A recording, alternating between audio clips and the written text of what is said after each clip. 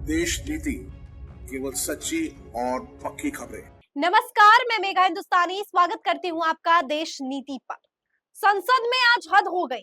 हद इस तरीके से हो गई कि विपक्षियों के सवाल बिल्कुल भी स्पीकर साहब को गले से उतर नहीं रहे थे।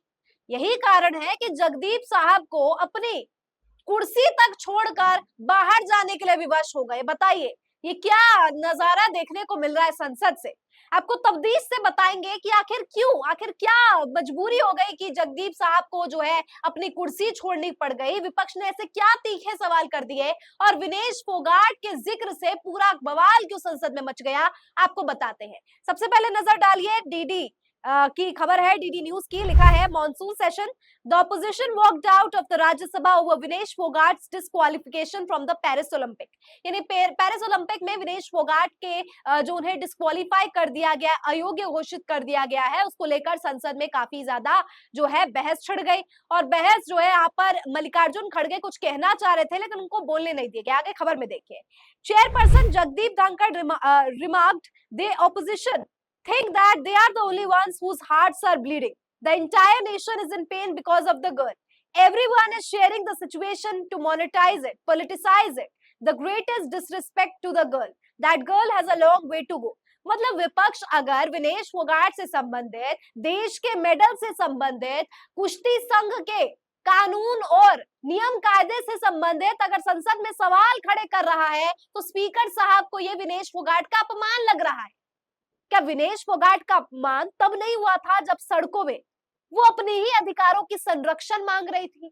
छोटी छोटी बच्चियां जिनकी उम्र 18-19 होती है, वो कुश्ती जगत में आती है तो उनके साथ उन्हें बैड टच किया जाता है, गलत तरीके से छुआ जाता है। इसके विरोध में बारिश तक उन्होंने झेली, इतनी कड़ी धूप झेली, इतनी जो है ठंड झेली, न जाने हर मौसम में वो इतने समय तक लंबे समय से बैठी और तो और उनके परिवार वालों से उन्हें मिलने नहीं दिया गया। विपक्ष अगर जाता है तो पक्ष यानी भाजपा को ऐसा लगता है कि राजनीति हो रही है। और संसद में अगर विपक्ष सवाल खड़ा कर रहा है तो आखिर इतना क्यों चुभ रही है? ये तमाम सवाल जो विनेश फोगाट के संदर्भ में किया गया है, ये आखिरकार क्यों चुभ रहे हैं? ये तमाम तरीके के सवाल है जो इस वक्त है। लेकिन आप खुद सोचिए कि चेयरपर्सन को ये बात नहीं अच्छी लगी कि वो महिला का अपमान हो रहा है। मतलब कोई से गलत तरीके से छू रहा है तब महिला का अपमान नहीं हो रहा है।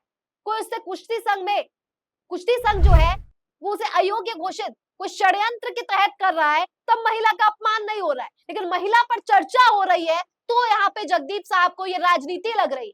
तब ये स्पीकर साहब को लग रहा है कि इसे जो है पॉलिटिसाइज किया जा रहा है, अपमानित किया जा रहा है। क्या आपको सचमुच लगता है कि देश की बेटी के लिए आवाज उठाना, वो भी संसद में विपक्ष दलों के द्वारा, देश का अपमान है, बेटी का अपमान है? देखिए दोस्तों, इसको लेकर प्रियंका चतुर्वेदी ने भी अपना स्टैंड लिखा है A supplementary question during question hour to India's sports minister on how the goal and the LOA plans to support Vinesh Fogart and challenge the disqualification was disallowed. Putting it here so that our Bharat ki beti knows we stand by her and justice for her. यानी जो है यहाँ पर सवाल प्रश्नकाल चल रहा होता है और प्रश्नकाल में एक सप्लीमेंट्री एक्स्ट्रा क्वेश्चन के तहत ये सवाल उठाने का काम प्रियंका चतुर्वेदी करती है। लेकिन स्पोर्ट्स मिनिस्टर से जो वो सवाल पूछ रही होती है उन्हें नहीं पूछने दिया जाता है और उन्हें जो है उल्टा स्पीकर साहब बौखला जाते हैं, गुस्से हो जाते हैं। मुझे ये समझ नहीं आ रहा कि संसद में बात ना की जाए तो कहाँ की जाए? सड़कों पर तो आप बेटियों के साथ क्या सलूक करते हैं और क्या कांग्रेसियों के साथ भी क्या सलूक करते हैं। विपक्ष संसद में आकर नहीं बोलेगा ये तमाम मुद्दे तो कहाँ पर बोलेगा? संसद तो पवित्र स्थल होता है जहाँ पर चर्चा की जाती है और इस चर्चा करने वाले स्थल पे अगर आप इस तरीके से कह देंगे कि नहीं संसद में तो चर्चा ही नहीं होगी तो फिर चर्चा होगी तो होगी कहाँ पे? अभिसार शर्मा ने बहुत अच्छा इसको ट्वीट किया है, प्रियंका चतुर्वेदी के ट्वीट पर बहुत अच्छा जो है रिपोस्ट करके लिखा है, when somebody mimicked Jagdeep called it insult to his community। मतलब जगदीप साहब को ये उनके समाज का अपमान लग जाता है जब उनकी कोई एक्टिंग करने लगता है।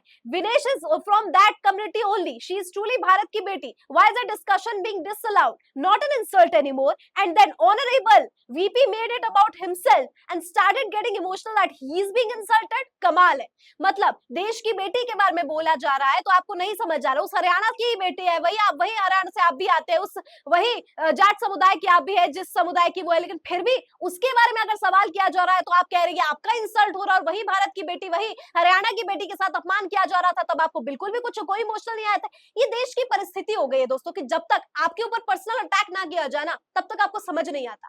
याद है आपको गोदी एंकर्स किस तरीके से रुमाना इसार खान से संबंधित कह दिया गया था कि बुर्खा फाड़ देंगे। ये कोई प्रेम शुक्ला नाम का जो भारतीय जनता पार्टी का स्पोक्स पर्सन है, वो जब कह रहा था रुमाना इसार खान को, तब रुमाना इसार खान इतनी ज्यादा जो है गुस्सैल हो गई, बौखला गई कि कैसे आपने बुर्खा फाड़ने की बात कह दी। लेकिन जब महिलाओं के साथ इतने बड़ा अपमान हो रहा था, ना कोई गोदी एंकर सामने आता है, और हद तो तब मच जाती है जब न्यूज 18 की एक महिला पत्रकार डिस्क्वालिफिकेशन को सही ठहरा रही है। और वो ठीक है, वो उनका व्यक्तिगत विचार हो सकता है, लेकिन आप विनेश फोगाट का अपमान इस तरीके से कर रही है कि आप डिस्क्वालिफिकेशन को सही बताकर इस बात को प्रमाणित कर रही है और विनेश फोगाट को इंसल्ट और उन्हें डिमीन, उन्हें नीचा दिखाने का काम कर रही है। अब जरा सोचिए दोस्तों कि जिस भारत बेटी ने सड़कों पे अपने संघर्ष जो है किया है, उसे सड़कों पर इंसाफ नहीं मिला, और आज जो है कुश्ती संघ की साजिशों के कारण इस तरीके की बातें सामने आ रही है। और अब यहाँ पे स्पीकर साहब इस बात पे गुस्सा हो जाते हैं कि उनका अपमान किया जा रहा है, उनको बार बार पॉइंट आउट किया जाए। क्या ये पहली मर्तबा है? स्पीकर साहब को तो बहुत बार बोला गया है, इससे पहले तो ओम बिरला साहब को भी काफी बार बोला जाता है संसद में कि आप पक्ष ले रहे हैं, राहुल गांधी के समक्ष आप झुकते नहीं है, उनके समक्ष एकदम स्टैंड रहते हैं, और मोदी जी आते हैं तो आप झुक जाते हैं। इस तरीके के सवाल ओम बिरला से पर भी खड़े हुए हैं। लेकिन आज जब जगदीप साहब को ये बात लग रहा है कि उन्हें बहुत ज्यादा क्वेश्चन किया जा रहा है, उनकी कुर्सी पर खतरा है और उन्हें नहीं ये सब डाइजेस्ट हो रहा है, तो ये कह रहे हैं कि नहीं मेरा अपमान हो रहा है, स्पीकर का अपमान हो रहा है, इस तरीके की बातें कर रहे हैं। जरा खुद सोचिए कि आखिरकार इस देश की क्या नियति हो गई है कि जब तक कोई व्यक्तिगत तौर पर आपको टारगेट नहीं करेगा, तब तक आप किसी की हक की बात ही नहीं करोगे। ये तो ये वाली बात होगी, आप किसी संवैधानिक पद पर हो, आपके पास सत्ता है, आपके पास पावर है, लेकिन आप उसके पावर का सही इस्तेमाल करने के बजाय आप उसका मिसयूज कर रहे हैं। मिसयूज छोड़िए, आप तो बोल तक नहीं रहे। ये तो ऐसी ही बात हो गई कि मणिपुर पर प्रधानमंत्री कुछ नहीं बोलते और यहाँ पर महिलाओं के साथ कुछ भी हो रहा है और आप जो है बिल्कुल चुप्पी साध लिए। इसको लेकर खबर देखिए, लिखा है यहाँ पे, तारीफ की गई है हालांकि, लेकिन मैं फिर भी आपको ये खबर पढ़ाऊंगी ताकि आपको समझ जाए कि ये क्या किस प्रकार के लोग जो है, और कुछ पत्रकार भी है तथाकथित अजीत भारती, और कुछ पत्रकार है जो इस चीजों का समर्थन कर रहे हैं कि डिस्क्वालिफिकेशन विनेश फोगाट की गलती है, विनेश फोगाट को अकाउंटेबिलिटी होना चाहिए। कंगना रनौत जैसी ओझी सांसद भारतीय जनता पार्टी की कह रही है कि विनेश फोगाट को भारत ने सब कुछ करके दिया है, विनेश फोगाट को ने जो है मोदी तेरी कब्र खुदेगी जैसी बात कही, लेकिन फिर भी उनको मौका दिया गया। मुझे जरा बताइए कि यहाँ पर व्यक्तिगत अचीवमेंट है किसी की या फिर व्यक्तिगत फॉल्ट है? आप कैसे कह सकते हैं कि अकाउंटेबल होना जरूरी है? भारत ने सब कुछ दिया, आप तो मेडल भी ना ला सकी। अगर भारत ने सब कुछ दिया तो कुश्ती संघ की आखिर ये षड्यंत्र वाली बात क्यों खड़ी हो रही है? क्यों कहा जा रहा है कि 100 ग्राम जो है वो कम हुआ नहीं बल्कि किया गया? जब विनेश फोगाट 53 केजी कैटेगरी में खेलना चाहती थी तो उन्हें जबरन 50 किलो वर्ग में क्यों खिलवाया गया? ये साजिश नहीं तो और क्या है? इसको लेकर तमाम तरीके की खबरें सोशल मीडिया पर उड़ रही है, कुछ लोग समर्थन कर रहे हैं, कुछ लोग विरोध दर्ज करा रहे हैं, लेकिन एक बात तो स्पष्ट है कि लोग जिस तरीके की प्रतिक्रिया दे रहे हैं वो उनकी मानसिकता दिखाता है। बहुत से ऐसे लोग हैं जो पहले जो आलोचना करते थे वो आज पक्ष में नजर आए हैं, लेकिन ये भी समझ सकते हैं कि हवा का रुख जिस तरीके से बहा उस तरीके से बह गए। मोदी जी साहब खुद जब विनेश मेडल लेकर आई, नंबर 1 को हराया, तब कोई ट्वीट नहीं आया, लेकिन वही मोदी साहब जब विनेश फोगाट डिस्क्वालीफाई हो जाती है तब सहानुभूति देने के लिए सबसे पहले आ जाते हैं। इस प्रकार का व्यवहार आखिरकार इस लोकतंत्र में बड़े बड़े जो नेताएं हैं उनके द्वारा क्यों किया जाता है? इस प्रकार क्या एक महिला खिलाड़ी को अपमान किया जा रहा है, महिला पहलवान को अपमान किया जा रहा है, छोड़िए एक महिला को अपमान किया जा रहा है, क्या ये बिल्कुल भी बर्दाश्त करने लायक है?